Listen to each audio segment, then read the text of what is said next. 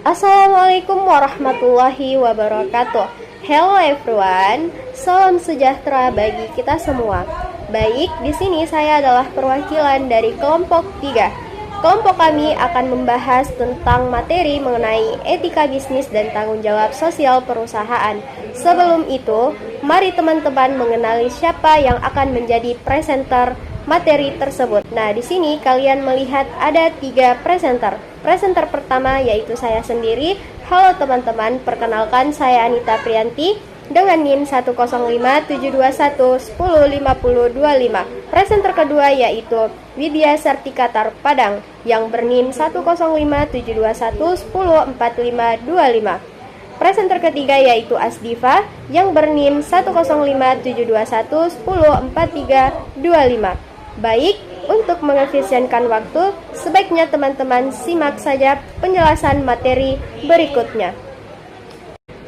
Baik teman-teman, kalian harus mengetahui tentang definisi etika bisnis. Etika bisnis adalah suatu rangkaian prinsip yang harus diikuti apabila menjalankan bisnis. Etika bisnis adalah prinsip moral dan standar perilaku yang diharapkan dalam dunia bisnis, yang mencangkup dari kejujuran, integritas, keadilan, dan juga rasa hormat. Adapun manfaat etika bisnis. Manfaat pertama yaitu meningkatkan reputasi perusahaan. Yang kedua, membangun kepercayaan dengan pelanggan dan investor. Yang ketiga, meningkatkan loyalitas karyawan. Yang keempat, menghindari masalah hukum dan juga sanksi. Adapun tantangan dalam etika bisnis, yang pertama yaitu konflik kepentingan, yang kedua yaitu tekanan untuk mencapai target, yang ketiga yaitu globalisasi dan perbedaan budaya, yang keempat yaitu kurangnya pengawasan. Baik teman-teman, selanjutnya kalian harus mengetahui apa itu tanggung jawab sosial.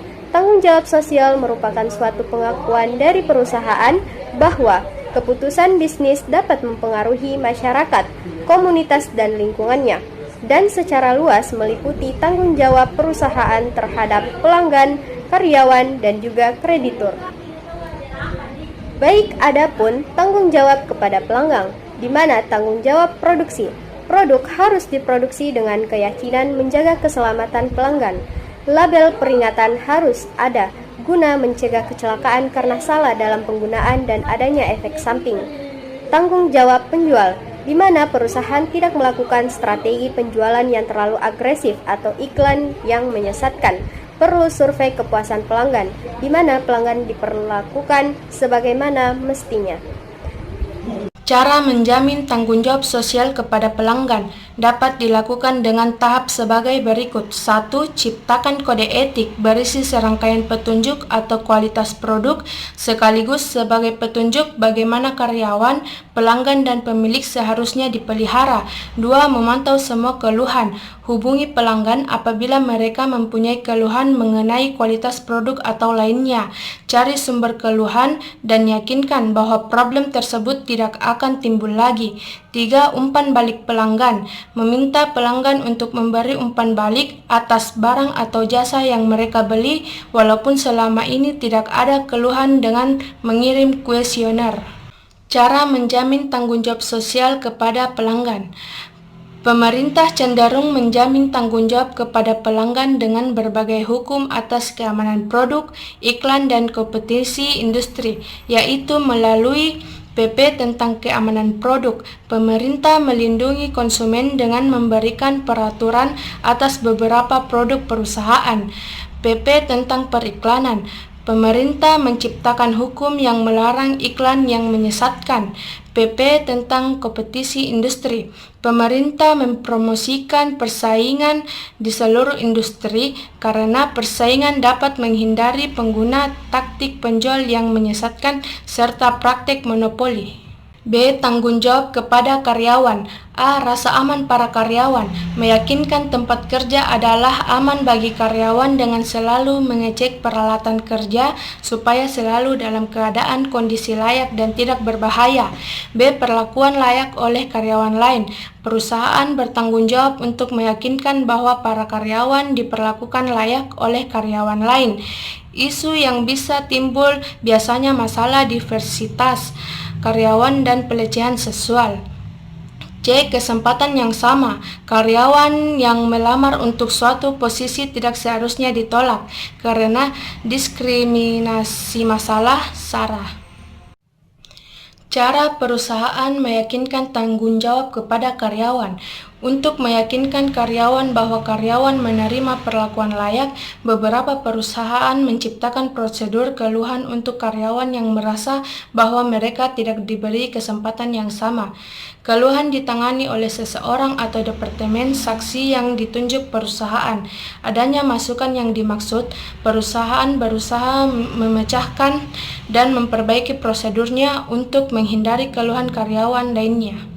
Bagian C. Tanggung jawab kepada pemegang saham. Perusahaan bertanggung jawab untuk memuaskan pemilik atau pemegang saham. Cara perusahaan meyakinkan tanggung jawab. Manajer perusahaan memonitor keputusan perusahaan untuk meyakinkan bahwa mereka membuatnya untuk kepentingan pemilik. Gaji karyawan dikaitkan dengan kinerja perusahaan. Dalam hal ini, karyawan tinggal memfokuskan pada memaksimalkan nilai perusahaan. Cara pemegang saham meyakinkan tanggung jawab.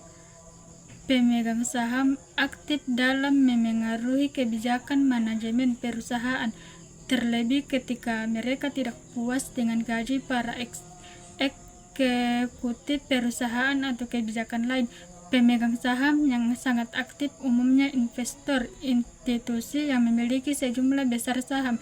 Mereka akan meminta pertanggungjawaban eksekutif perusahaan atau ketidakpuasannya. Tanggung jawab kepada kreditor. Jika perusahaan mengalami masalah keuangan dan tidak dapat memenuhi kewajibannya, harus memberitahu para kreditor. Biasanya kreditor bersedia memperpanjang jatuh tempo pembayaran serta memberi advies dalam mengatasi masalah keuangan. Tanggung jawab pada lingkungan. Proses produksi yang digunakan perusahaan juga produksi yang dihasilkan dapat mencemari atau merusak lingkungan. Misalnya, polusi udara CO2 yang berbahaya bagi masyarakat dan polusi tanah akibat sampah atau limbah beracun yang mengakibatkan tanah tidak atraktif dan tidak berguna untuk keperluan lain seperti pertanian. Upaya yang dilakukan untuk mengatasi polusi. Yang pertama, perusahaan membatasi jumlah CO2 yang disebabkan oleh proses produksi dengan mendesain peralatan produksi dan produknya. Yang kedua, merevisi proses produksi dan pengemasan untuk mengurangi jumlah sampah atau limbah. Yang ketiga, menyimpan sampah beracun dan mengirimkannya ke tempat pembangunan sampah khusus. Yang keempat, mendaur ulang plastik dan mengatasi pemakaian material yang akan menjadi sampah yang solid. Yang kelima, perusahaan harus memiliki program lingkungan yang dirancang untuk mengurangi kerusakan lingkungan. Kesimpulan, etika bisnis dan tanggung jawab sosial perusahaan (CSR) adalah dua konsep yang saling terkait namun berbeda. Etika bisnis berkaitan dengan prinsip-prinsip moral dan nilai-nilai yang memandu perilaku perusahaan dalam pengambilan keputusan dan operasinya. Sementara itu, CSR adalah komitmen perusahaan untuk bertindak secara etis dan berkontribusi pada pembangunan ekonomi yang berkelanjutan, sambil meningkatkan kualitas hidup karyawan dan keluarganya, serta masyarakat lokal dan masyarakat luas.